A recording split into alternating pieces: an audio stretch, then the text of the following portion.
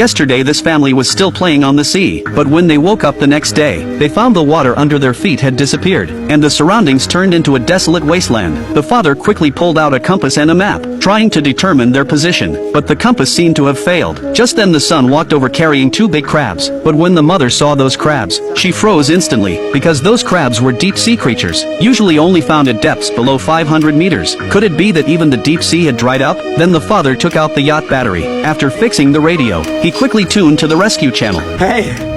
Hi. Although he made contact, unfortunately it was not a rescue agency, but a man who called himself Glenn, a deep-sea explorer. He told Jeff he was also trapped on the ocean floor. After a brief conversation, Jeff finally realized he had not left the original sea area. The reason the seawater disappeared was because the Earth's poles suddenly reversed, which changed the direction of the tides, and the seawater was pulled somewhere else. Glenn told them, according to the speed of the tides, in 7 days, the seawater would return to the original place. So now they had to find higher ground to hide, but they were more than 500 kilometers from the nearest shore. It was impossible to walk there in 7 days, but Glenn's submarine was only 200 kilometers away, and Glenn was also injured. He needed Daisy the nurse to help him, so the whole family began preparing to head toward Glenn's position. While they were gathering supplies, a figure suddenly appeared. Jeff thought he was a survivor from a nearby boat, maybe there to ask for help, so he handed him a bottle of water. But after the man finished drinking, his face suddenly changed, and he attacked Jeff directly. Seeing her husband attacked, Daisy rushed over, but the man gave her no chance. He picked up a spear from the ground and killed Jeff on the spot. Daisy was stunned. She just tried to turn and run.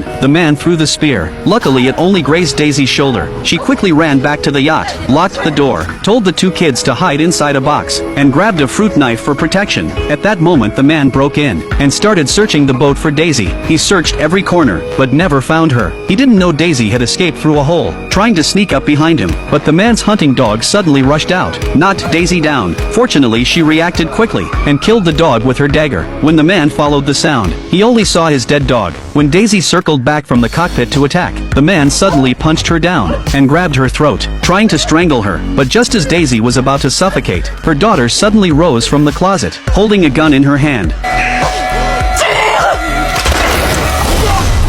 Just like that, the man was knocked out by a flare gun. The sparks also set the yacht on fire. Seeing this, Daisy quickly took the kids and escaped the yacht. But when they got out, Jeff had already died, and Daisy found out the man had also escaped. The three had no choice but to run. They ran wildly through the wilderness for a long time, finally finding a crack to hide in. Daisy checked their supplies. Although it was enough for a few days, her son remained sad about his father's death. He refused to eat or drink. Daisy was also heartbroken, but she knew the most important thing now was figuring out how to keep the kids alive. So Daisy took the two kids, and kept moving toward Glenn. They had to reach him before the tides returned. But Daisy didn't notice. The man was secretly following them, waiting for another chance to strike. After walking most of the day, it started getting dark. Luckily they found a plane wreck, so Daisy decided to rest there for the night. But in the middle of the night, her daughter got up to use the bathroom. As soon as she squatted down, the lurking man appeared.